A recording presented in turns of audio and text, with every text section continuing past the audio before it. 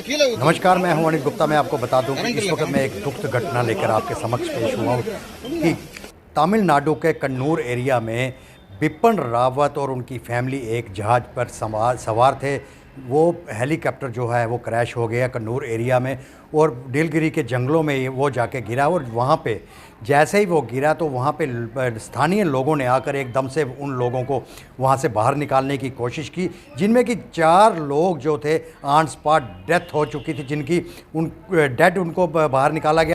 अगर हम सूत्रों की माने तो सूत्रों ने यही बताया कि 14 के 14 लोग जो है उसमें उनकी डेथ हो चुकी है।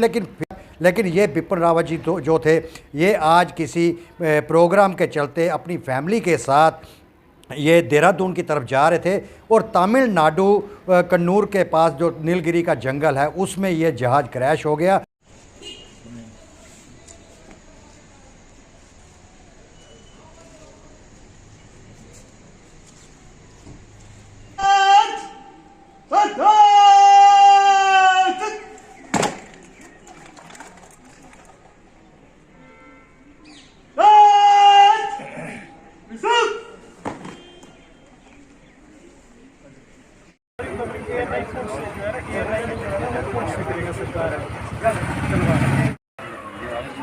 सैंक्शन है सर, स्टॉक नस्लों नहीं सैंक्शन होनी है ना।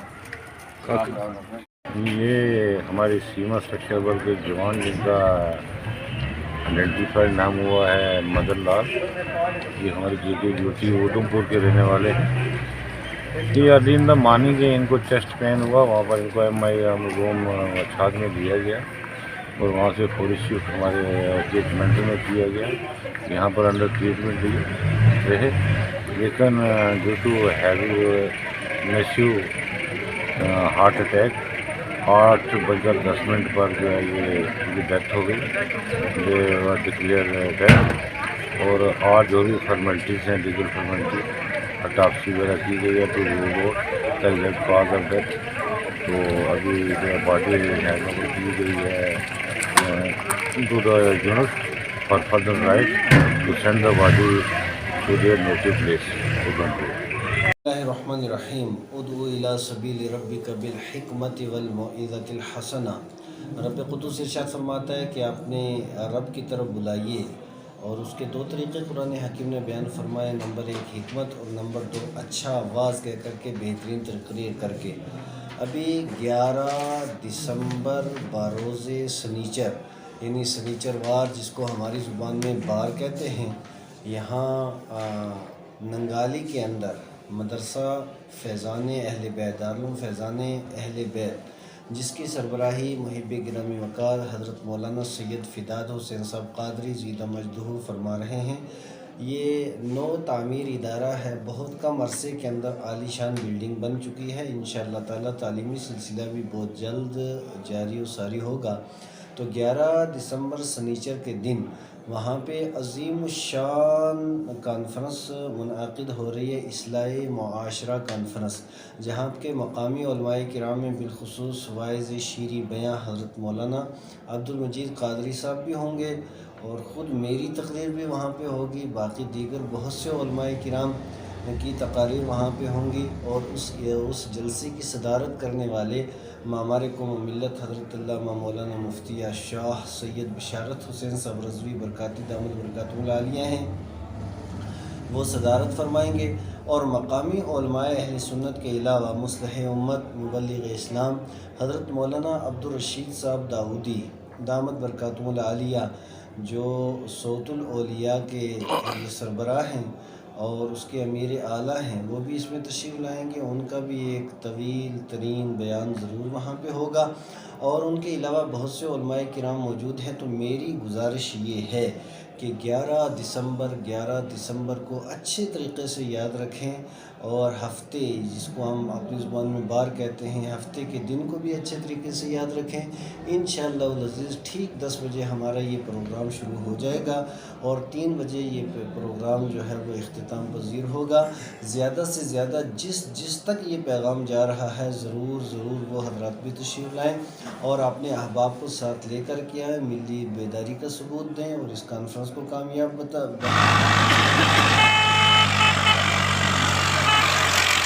कंस्ट्रक्शन कंपनी, हाय हाय। रोड कंस्ट्रक्शन कंपनी, हाय हाय। रोड कंस्ट्रक्शन कंपनी, हाय हाय। बीआरओ, हाय हाय। बीआरओ, हाय हाय। मैं यहाँ का सियोट का निवासी वाले खजूरिया जिला का भारतीय जनता पार्टी का जिला का सेक्रेटरी हूँ। देखिए, बहुत दिनों से जो हमारे लोगों की जो फरियाद जो है इन्होंने डिप्टी कमिश्नर जोरी से भी लगाई, एडीसी सुंदरबनी से भी, पत्रों में भी, न्यूज़पेपर में भी इसकी न्यूज़ लगाई कि जो SRM कंपनी पूरी जो प्राइवेट लिमिटेड कंपनी है जो काफ़ी देर से काम कर रहे हैं, मगर इनका काम करने का जो तरीका है वो जो नॉर्म्स जो नेशनल हाईवे 144 के होने चाहिए, जो गाइडलाइन है उसके मुताबिक ये काम नहीं हो रहा है। देखो, जब भी कोई हाईवे बनता है तो उसमें जो देखा जाता है कि ज़्यादा से ज़्यादा पॉपुलेशन उसमें टच होनी चाहिए, या उस रोड को कम से कम जो है वो दूरी उसकी बननी चाहिए। आप जहाँ भी देख सकते हैं ना इनकी दूरी कम हुई है, ना इनकी जो चढ़ाई है वो कम हुई है। तो ये यहाँ पर जिस स्पॉट पर हम खड़े हैं आप देख सकते हैं, मैं कैमरामैन को दिखाऊंगा कि ये जो परीखाना रोड है जो हेलीकॉप्टर तक जाता है, कम से कम 50,000 पॉपुलेशन है जो इस रोड के साथ वाबस्ता है। और इसमें कंपनी के जो SRM कंपनी ग्रीन अर्थ वालों ने काम किया है, पूरा जो है इन्होंने इस रोड को ख़राब कर दिया है। अगर कोई रात को बीमार हो जाता है तो उसके लिए हॉस्पिटल पहुँचाना भी बहुत मुश्किल हो गया है। हमने जो कंपनी के जहाँ पर एक यही हैं बालारमण जी, उनसे भी कहा, वो कहते हैं कि ना तो मैं तहसीलदार को मानता हूँ, ना मैं किसी VDC DDC को मानता हूँ। अब बताओ हम किसके साथ? ये जो बालाराम एडी है ये किसी विभाग के से संबंधित है या ये प्राइवेट कंपनी से संबंधित नहीं सर, ये सिंगल यही हैं बालारमण जी, या 57 या RCC में जो कार्यरत हैं। वो इतना बदतमीज़ आदमी है कि हमने कितनी बार उसको, एक दिन हमारे DC साहब जो है राजेश रवल जहाँ पर आए हुए थे, उससे पहले यहाँ पंचायत घर के पास खड़े थे तो ये गाड़ी लेकर आया। हमने कहा जहाँ पर हमारे पंचायत के साहबान खड़े हैं, VDC साहब खड़े हैं, कहता है कि मैं किसी को नहीं मानता। तो ऐसे ऑफिसर उन्होंने लगाए हुए हैं। और देखो ये जहाँ पर खड़े हैं, ये पहले जो जिस रोड की हाइट थी कम, आप 2-3 दिनों से इसको बढ़ाई करके इन्होंने ऊँचा कर दिया है। जहाँ पर हमारा हाई स्कूल है उसकी भी पूरा इन्होंने ख़राब कर दिया है। जो पीरखाना रोड है इसको भी ख़राब कर दिया है। तो अब ये लोग किसके से पास फरियाद करें? तो हमारे VDC चेयरमैन साहब हैं, उन्होंने इसका पूरी जो है लिखकर इन्होंने विजिलेंस को दिया है कि इसकी इंक्वायरी की जाए। जो इन्होंने स्टोन लगाया है डंगों में वो भी इसकी क्वालिटी चेक की जाए। जितना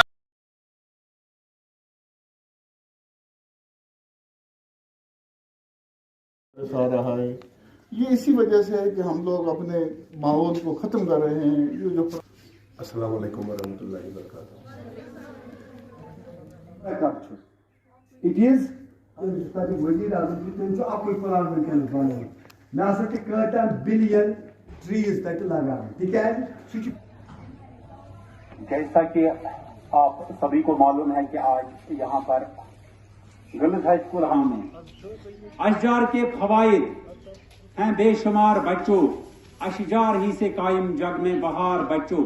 आज यहाँ पर government girls high school Hajin की जानिब से एक शजरकारी मुहिम का आगाज़ किया गया।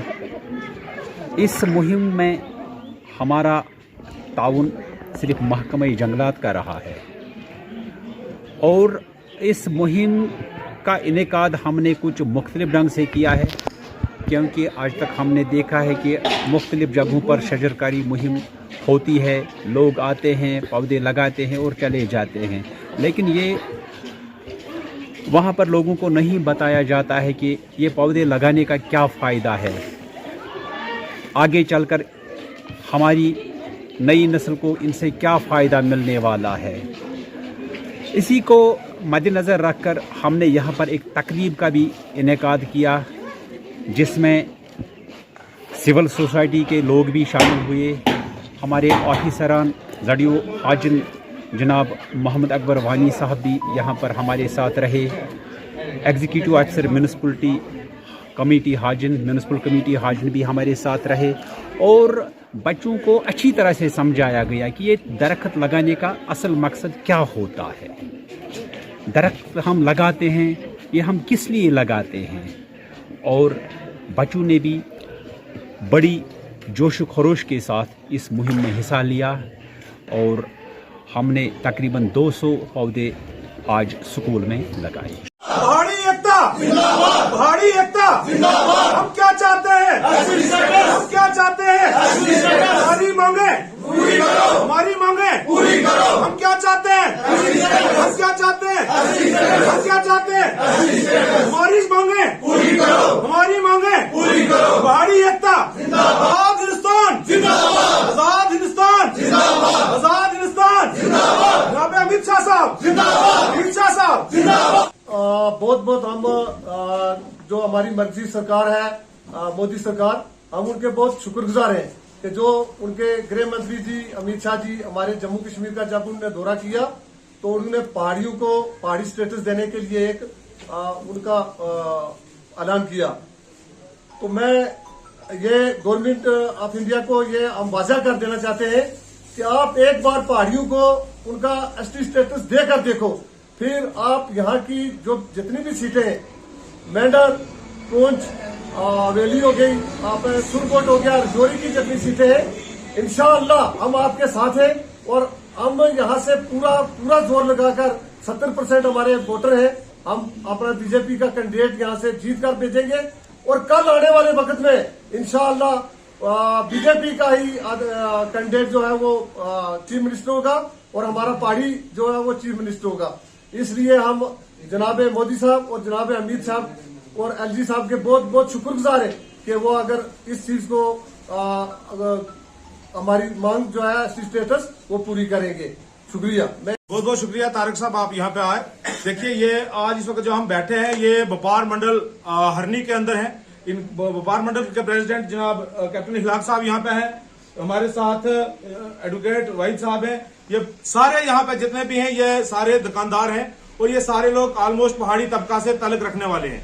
मैं आपको ये बताता चलूं कि पिछले कुछ अरसे से पहाड़ी लोग जगह जगह, रजौरी हो, पूंछ हो, नौशहरा हो या कश्मीर के अलावा हमारे इलाके हो, उड़ी हो, करना हो, कुपवाड़ा हो, वहां पर अपनी मांगे जो कि पिछले 70 सालों से मांग रहे थे, लेकिन उस वक्त आप तेजी आई जबकि जम्मू कश्मीर की सरकार और फिर हिंदुस्तान की सरकार ने ये कहा कि हम पहाड़ियों की जो मेहनत है या जो उनकी डिमांड है उसके ऊपर हम जो है गौर खोज करेंगे, उनको एससी स्टेटस देंगे। उसी जिम्रे में आज हमने हमारे यहाँ पे व्यापार मंडल के प्रधान ने कॉल दी कि हम यहाँ पे बैठते हैं और यहाँ पे हमने ये आज ये तय पाया है, जिस तरीके से आपने सोचा देखा होगा कि जिस तरीके का लोगों का जोश और जज्बा है, जोश और हुरोश है गवर्नमेंट ऑफ इंडिया की तय, वो कहते हैं कि गवर्नमेंट ऑफ इंडिया के ऊपर हमें पूरा भरोसा है कि पहाड़ियों के अंदर जल्द अज जल्द जो है एसटी स्टेटस डिलिमिटेशन कमीशन से पहले उनको दिया जाए, क्योंकि ये पिछले 70 सालों से उनके साथ धोखा हो रहा है। बार बार यहाँ की जो इलेक्टेड सरकारें थी वो इनको जो है वो एक मैं कहता हूँ लॉलीपॉप दे रही थी, लेकिन पहली बार हमें ये लग रहा है कि ये ऐसी सरकार आई है जो पहाड़ियों की दुखती रग, जिसको ये रजौरी पुंछ का अंदर जिसमें 70% पहाड़ी लोग रहते हैं, ये बात सच है जी, 70% पहाड़ी लोग हैं और ये यहाँ की रीजनल पार्टी को वोट देते हैं। लेकिन हमने ये कहा कि इस बार जो सरकार हमारे साथ चलेगी, क्योंकि हमारी नस्लें बर्बाद हो गई हैं, हमारी नस्लें जो हमारे बच्चे पढ़े लिखे हैं, पीएचडी होल्डर हैं, एमए, एलएलबी, पीएचडी करके बैठे हुए हैं, उनका कोई पुरसाने हाल नहीं है, वो डिप्रेशन के शिकार हो गए हैं, उनका कोई सुनवाई करने वाला नहीं है। एक तरफ एक बच्चा 50 नंबर लेता है, वो सिलेक्ट हो जाता है अच्छी नौकरी के लिए, लेकिन दूसरी तरफ 80 नंबर लेकर भी हमारा बच्चा रह जाता है। हम ये नहीं कहते कि किसी का हक हम छीन रहे हैं, अगर गुजर भाइयों को मिला है हम ये कहते हैं कि उनको मुबारकबाद, लेकिन हमारे हक अगर हम लेने की कोशिश कर रहे हैं, आज अलग अलग जगहों से आवाजें आ रही हैं, ये इनकी अक्कासी करता है, इनके जहन की अक्कासी करता है कि जिस तरीके से पहाड़ी जदोजहद कर रहे हैं, पुरअमन जदोजहद कर रहे हैं, आज तक किसी भी पहाड़ी ने हिंदुस्तान मुर्दाबाद का नारा नहीं लगाया, लेकिन आज पहली बार हमें यह लग रहा है कि कुछ लोग, कुछ 2% या 3% हमारे गुजर भाई जो हैं वो इसकी महालत कर रहे हैं और 70 से 75% या 90% तबका आज भी हमारे साथ है। जो कुछ शरारतू तत्व हैं यहाँ इसके बीच में, उनको हम समाज के सामने लाएंगे, उनको बेनकाब करेंगे, नंगा करेंगे। जिस तरीके से मसूद चौधरी साहब चाले चल रहे हैं या उनके कुछ चेले चमटे चल रहे हैं, हम कामयाब नहीं होने देंगे। हम पुरअमन कौम है, हम पुरअमन तरीके से अपना हक लेना जानते हैं और बयान नहीं कर सकता। क्या उनको अल्लाह ने बर्दाश्त की है वो वही जानता है, उसके लिए आपने काम करना है, उनको उस दलदल से निकालना है और उनको फिर से उस मंजिल पे लाना है जहाँ वो अपने हक के लिए बोल सकें और चल सकें। खुदा आपको मजबूती दे और मैं आपको मुबारक करता हूँ कि आपके भाई बहन बुजुर्ग आए और हमें इनसे मिलने का मौका मिला। इंशाअल्लाह हम हर वक्त आपकी तरफ तवज्जो रखेंगे और आपकी मुश्किलात को कम करने की कोशिश करेंगे। बहुत बहुत मंदिर और मस्जिद तोड़ने से नहीं बनेगा, ये हम लीडरों की कमजोरी है कि हम कभी धर्म की बात नहीं करते, हम सिर्फ कुर्सियों की बात करते। धर्म बुरा नहीं, मजहब बुरा नहीं, इंसान बुरा है। कोई मजहब गलती नहीं सिखाता। क्या फारूक अब्दुल्ला ठेकेदार है? ठेकेदार ना मैं था। ठेकेदार यहाँ के लोग हैं, मालिक यहाँ के लोग हैं। वो हिंदू हो, मुसलमान हो, डोगरा हो, कश्मीरी हो, पहाड़ी हो, शेड्यूल ट्राइब हो, शेड्यूल कास्ट हो, वो मालिक है। मगर कब समझोगे तुम कि ये हिंदुस्तान आजाद हुआ तुम्हारे लिए? कब समझोगे? कब तुम में ये आएगा कि तुम बादशाह हो? ये जो स्टेज पे बैठे ये बादशाह नहीं है, ये तुम्हारे गुलाम हैं, जिन्हें तुम्हारे लिए काम करना है। जिस दिन ये भावना आप में बढ़ेगी कि मैं हूं, मैं मालिक हूं, ये मेरी जमीन है, उस दिन आप खड़े हो जाओगे मजबूती के साथ। अंग्रेजों को कैसे निकाला? पत्थर नहीं मारे, गोलियां नहीं मारी, गांधी निकला।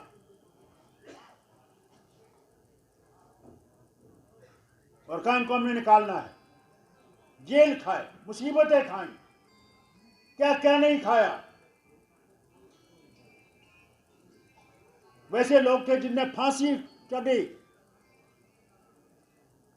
काला पानी पहुंचे,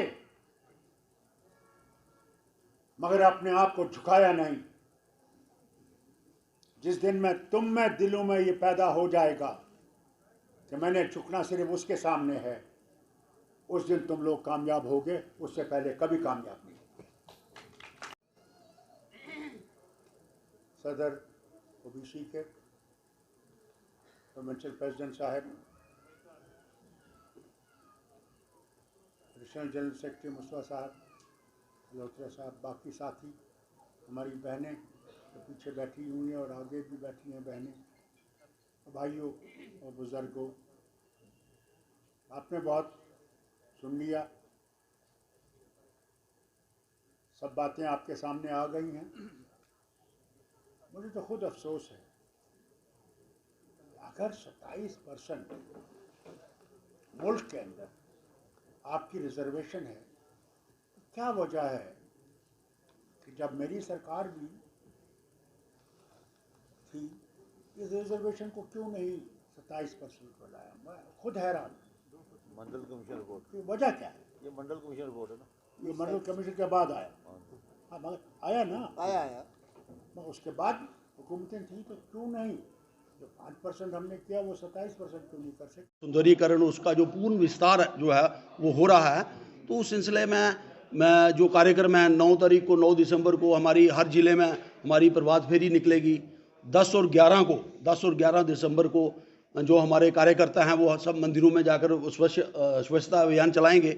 और उसके बाद जो 13 दिसंबर का कार्यक्रम है, वो लाइव कार्यक्रम जो है वो हर डिस्ट्रिक्ट पर वो कार्यक्रम जो है हमारा लाइव कार्यक्रम चलेगा। तो मैं समझता हूँ कि इससे एक लोगों को एक मैसेज आएगा और आने वाले दिनों में और बाकी भी जितने हमारे जो धार्मिक स्थल हैं उनको हम इस तर्ज पर पूरे भारतवर्ष में इसका पूर्ण विस्तार करने की कोशिश करेंगे, ताकि जो पिछले कई सालों से जो एक स्थिति उत्पन्न हुई है, जो हिंदू धर्म को, हिंदू समाज को, जो हमारे पूरे जो पुराने हमारे धरोहर थी उनका जो विस्तार करने की योजना जो माननीय प्रधानमंत्री मोदी जी ने बनाई है, उसकी कड़ी में ये भी एक कदम है। तो मैं समझता हूँ कि आने वाले दिनों में भारतवर्ष जो एक सपना, भारतवर्ष को विश्व गुरु बनाने का जो एक सपना हमने संजोया है, और जो हमारे माननीय प्रधानमंत्री जी का उनकी एक सोच है कि भारत को हम, जैसे भारत एक पहले विश्व गुरु था, आगे भी उस भारत को हम एक विश्व गुरु के रूप में स्थापित करें पूरे विश्व में। उसी के लिए हम सब से ये अनुरोध करेंगे कि 13 दिसंबर को जो कार्यक्रम होगा उसको सब लोग अपने घरों में, ये लाइव टेलीकास्ट होगा, सब अपने घरों में इस कार्यक्रम को देखें और आने वाले दिनों में काशी का भी दौरा करें, अपने सब परिवार समेत काशी में भी जाएं और देखें किस ढंग से काशी का विस्तार हुआ है। तो मैं प्रधानमंत्री को गोडसे कहने वालों को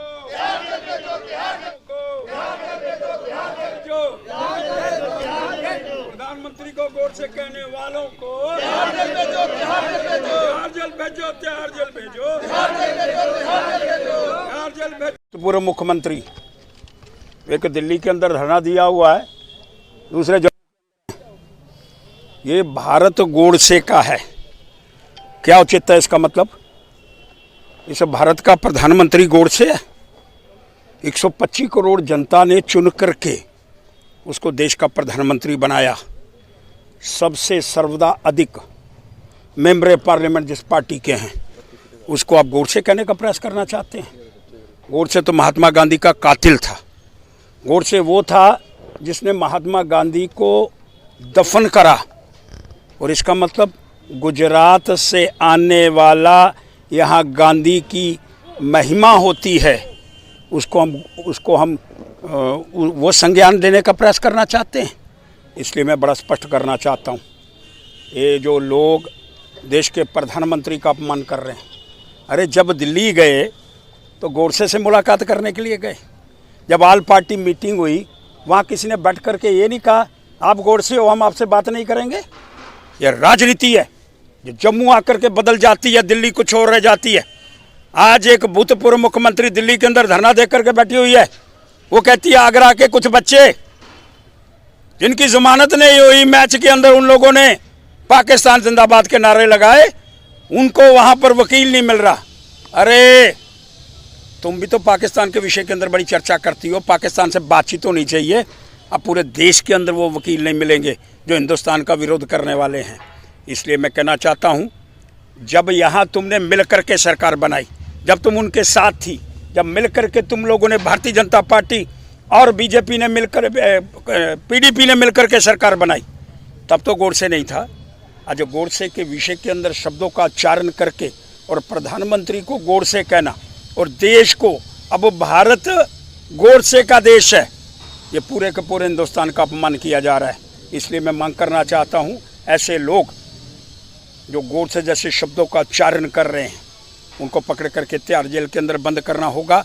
कैसे करनी चाहिए? अब श्री अमिताभ बच्चन जी से लेकर आई थिंक हमारी कंट्री का कोई बड़ा आदमी नहीं है जिसने ये बेसिक चीज नहीं समझाई है। अगर इतने बड़े लोग, इतने इंपॉर्टेंट लोग ये बात कर रहे हैं तो उसका कोई ना कोई तो मतलब होगा। आज Jammu municipal corporation in collaboration with food safety department की तरफ से एक awareness cum training programme for meat seller, chicken seller, fish seller जो भी हमारे जम्मू शहर के अंदर इस काम से जुड़े हुए हैं उनके लिए जहां रखा गया है। इसमें आज इस प्रोग्राम के हमारे मेहमान खसूसी honourable chairman health and sanitation committee के श्री नरेंद्र सिंह जम्वाल जी और ऑनरेबल चेयरमैन स्वच्छ भारत स्टैंडिंग कमेटी श्री यशपाल शर्मा जी, उन्होंने इस प्रोग्राम में शिरकत की एज ए चीफ गेस्ट। और देखिए, ऐसे प्रोग्राम करने का हमारा बेसिक मकसद यही है कि जो भी लोग जैसे मीट, चिकन या फिश इस काम से जुड़े हुए हैं उनको इस काम में कैसे करना है और जैसे मीट एंड मीट हाइजीन है वो कैसे मेंटेन रखनी है, जिस जगह वो काम करते हैं, दुकान पे वो काम करते हैं, उसकी जो सैनिटरी कंडीशन है प्रॉपरली मेंटेन होनी चाहिए और जो फूड सेफ्टी के नॉर्म्स हैं उनको प्रॉपरली जो है अडॉप्ट करना है, उनको अपनाना है, सो दैट कि क्योंकि देखिए अगर इन चीज़ों से कंटेमिनेशन होगी तो बीमारियों फैलने का डर रहेगा। क्योंकि जो फूड बर्न डिजीज़ हैं जैसे ये मीट, चिकन या फिश की मैं बात कर रहा हूँ, ये एक मेन फूड आइटम है जो हम सब लोग कंज्यूम करते हैं, तो इसलिए इनका साफ़ सुथरा रहना और इसके साथ साथ जो लोग इस काम से जुड़े हैं उनकी पर्सनल हाइजीन, जैसे वो काम करते हैं उनकी अपनी साफ़ सफाई ठीक रहनी चाहिए, उनका जो मेडिकल चेकअप है वो रेगुलर बेसिस पे होना चाहिए। उसके साथ ही जैसे वो मैं पर्सनल हाइजीन की बात कर रहा हूँ, नेल प्रॉपरली ट्रिम्ड होनी चाहिए, हेयर कैप्स पहननी चाहिए, हैंड ग्लव्स इस्तेमाल करने चाहिए। तो ये चीज़ें जो हैं उसी के लिए आज ये eat right smart city movement जो हमारे जम्मू शहर के अंदर अब स्मार्ट सिटी का जो है प्रोग्राम चल रहा है, तो उसी के तहत ये प्रोग्राम रखा गया था और इसमें लगभग हमारे शहर के कोई 100 के करीब मीट, चिकन और फिश सेलर जो काम करते हैं उन्होंने आज जहाँ शमूलियत की है, वो ट्रेनिंग प्रोग्राम में हिस्सा ले रहे हैं। तो उनको जो ट्रेनर्स हैं वो food safety standard authority of India जो है दिल्ली से आए हुए हैं और उनको प्रॉपर्ली जो है ट्रेन किया जा रहा है। मिलिटेंट्स की वजह से यहाँ की जो भी राजनीतिक सरगर्मियाँ रहीं उन वजहों से यहाँ के किसानों को, यहाँ के जो किसान परिवार हैं उनकी ज़मीनें छीनी जा रही हैं, उनके उचित मुआवजे नहीं मिल रहे, उनकी फसलों को नुकसान हो रहा है, उचित बंकर्स की व्यवस्थाएं नहीं हैं, बहुत सारी किसानों के और भी समस्याएं हैं जैसे खाद है, बिजली है, पानी है, उन चीज़ों से संबंधित अगर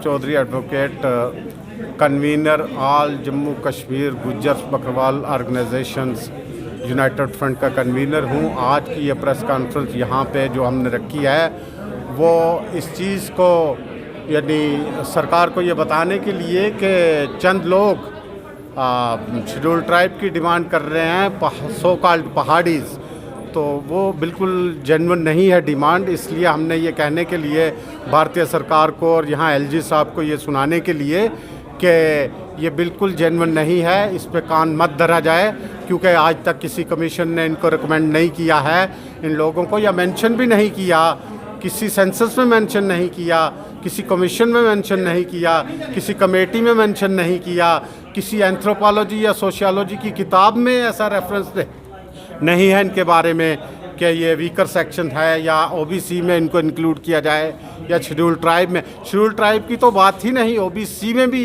रिकमेंडेशन नहीं हुई इनकी। तो इसलिए हम ये बताने आए हैं आज इस प्रेस कॉन्फ्रेंस में कि वज़ीर आज़म नरेंद्र मोदी साहब को चाहिए और एलजी साहब को चाहिए, अमित शाह साहब को चाहिए कि इस किस्म की डिमांड को बिल्कुल इन पे कान ना धरें। और अगर ऐसा हुआ तो बड़ी उथल पुथल सी हो जाएगी यहाँ पे। बहुत मुश्किल से एक बहुत 30 लाख की पॉपुलेशन जो गुजर बकरवाल की है, गद्दी सिप्पी भी हैं, उनमें ये लोग गरीब और दबे कुचले लोग थे, ये एक रिजर्वेशन ले रहे हैं शेड्यूल ट्राइब के तहत। अगर इससे भी इनको वंचित कर दिया गया, महरूम कर दिया गया, तो बड़ी उथल पुथल वाली सूरत हाल यहाँ पैदा हो जाएगी। इसलिए इनकी इस डिमांड को रिजेक्ट किया जाए। मोदी सरकार मुर्दाबाद मुर्दाबाद मुर्दाबाद। नहीं चलेगी नहीं चलेगी। कश्मीर में लोकतंत्र का कत्ल करना बंद करो बंद करो बंद करो। कश्मीर में जमहूरियत का गला घोटना बंद करो बंद करो बंद करो। देव जी, आज का जो प्रोटेस्ट था, देखिए आज हमारा प्रदर्शन था कि डिलिमिटेशन कमीशन की रिपोर्ट को जानबूझकर डिले किया जा रहा है। पिछले 3 महीने से यह कहा जा रहा है कि रिपोर्ट रेडी है। अगर रिपोर्ट रेडी है तो उसको पब्लिश क्यों नहीं किया जा रहा है? किसने वो रिपोर्ट दबाई हुई है? इस बात का भी खुलासा किया जाना चाहिए। और ऐसा लगता है कि भारतीय जनता पार्टी के दबाव में डिलिमिटेशन कमीशन जो है वो इस रिपोर्ट को पब्लिश नहीं कर रहा है। भारतीय जनता पार्टी नहीं चाहती है कि जम्मू कश्मीर में डिलिमिटेशन की प्रक्रिया जल्दी हो, और चुनाव को डिले करने की एक साजिश की जा रही है ताकि बीजेपी अपने प्रॉक्सीज़ द्वारा, अपने चहेते अफसरों द्वारा जम्मू कश्मीर को, निज़ाम को इसी तरीके से चलाती रहे और यहाँ लूट खसूट का धंधा इसी तरीके से चलता रहे। यहाँ लोगों के अंदर एक रोष है, और ख़ास तौर पर हम ये कहना चाहते हैं कि जम्मू के अंदर भारी रोष है इस बात को लेकर भी कि जम्मू की सीटें फिर ये माना जा रहा है कि कम रखी जा रही हैं असेंबली के अंदर, और भारतीय जनता पार्टी लोगों को मिसलीड कर रही है कि 7 में से 6 देगी या 5 देगी। हमें कम से कम 45 सीटें चाहिए, 90 में से बराबरी चाहिए। हम किसी खित्ते के खिलाफ नहीं हैं, लेकिन जम्मू के हिस्से का जब सवाल आएगा तो कोई भी कंप्रोमाइज़ उसके ऊपर नहीं किया जा सकता, कोई भी समझौता नहीं किया जा सकता।